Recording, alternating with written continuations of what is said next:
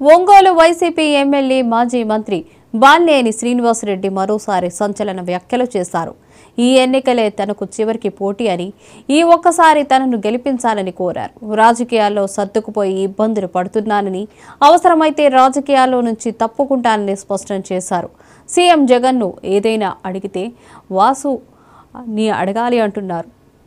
తాను ప్రజల కోసమే అలిగానన్నారు. 25,000 మందికి ఇళ్ల పట్టాలు ఇవ్వాలని హైదరాబాద్లో కూర్చున్నానని చెప్పారు. ప్రజల్లో ఏం జరుగుతోందో సీఎం చెప్పకపోతే ఇబ్బందులు వస్తాయని తెలిపారు. సీఎం దగ్గర అందరిలాగా డబ్బులు కొట్టకుండా వాస్తవాలు చెప్తున్నామని బాలినేని శ్రీనివాసరెడ్డి అన్నారు.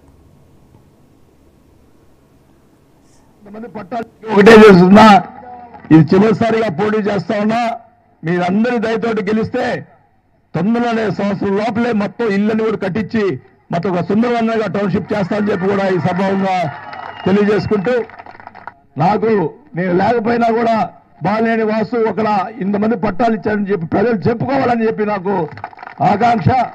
ఆ ఆకాంక్ష నెరవేరుస్తున్నందుకు ఒకటే చేస్తున్నా, ఇది చివరిసారిగా పోటీ చేస్తా.